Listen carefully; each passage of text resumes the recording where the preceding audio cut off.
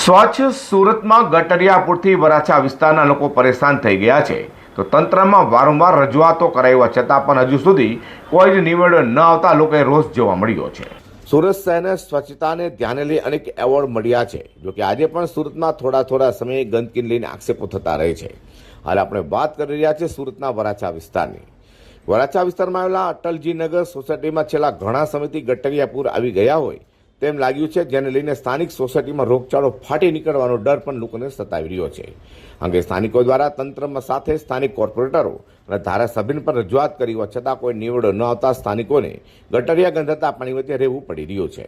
મારું નામ ભૂમિકાબેન રાજેશભાઈ રાવળ છે। ભૂમિકાબેન કઈ જગ્યા છે ને કઈ રીતની સમસ્યા? અશ્વિની કુમાર એકે રોજ સુરત। સમસ્યા કઈ રીતે? સમસ્યા ગટર લાઈન છે। 2 વર્ષથી આ ગટર બનાવી તે છતાં બી ઉભરાયા જ કરે છે। છોકરાઓને સ્કૂલ જવું, સવારે મૂકવું, છોકરા માંડા, બધા છોકરાઓ ત્રણે છોકરા માંડા હાજા।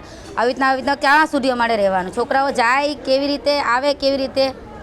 સોસાયટીમાં કઈ ગટરના પાણી ભરાયા રહે? ગટરનું તો 24 કલાક પાણી ભરાયેલું ને ભરાયેલું જ રહે છે ને મચ્છર બી એટલા। દરવાજો તો ક્યારેય બી ખુલ્લો મુકાતો જ નથી અમારથી। અંદાજે કેટલા લોકો બીમાર હશે? અત્યારે આ તો એમ જોવા જાય તો બધાના કામ ધંધા બી બંધ, છોકરાઓ બધાના છોકરા ઘરે બીમાર જ છે।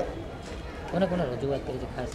ધારાસભ્યને બી કરી છે, ગટર લાઈનવાળાને બી કરી છે। હવે કોને કરી? હવે તમે નિરાલી પટેલને બી કરી છે। હવે છે અને આ અટલજી નગર એકે રોડ સુરત અને આ 2 વર્ષથી ગટર નવી લાખી ગયા છે, ત્યારનું પાણી ગટર ભરાયા જ રાખે છે, ઉભરાયા જ રાખે છે અને આ કિચડ જ થાય છે। કેટલી સમસ્યા નડી રહી છે ખાસ કરીને? સમસ્યા તો 2 વર્ષથી નડી રહી છે ને કચરાવાળી પણ કોઈ આવતી નથી ગલીમાં અને બીમાર પડે છે લોકો? બીમાર પણ પડે છે બધા। કોઈને ડેન્ગ્યુ થઈ જાય છે, કોઈને મલેરિયા થઈ જાય છે, બધું થયા રાખે છે। અને એક છોકરાને તો આંખમાં એવું કરી ગયું છે ને કે આંખ જ નથી ખુલતી છોકરાને 4-5 દિવસથી। હાલ તો રોગચાળા વચ્ચે ગટરિયાપુર વચ્ચે રહેતા અટલજી નગર સોસાયટીના રહીશોને આ ગંદકીમાંથી છુટકારો ક્યારે મળશે તે તો જોવું રહ્યું। Bureau report G24 news.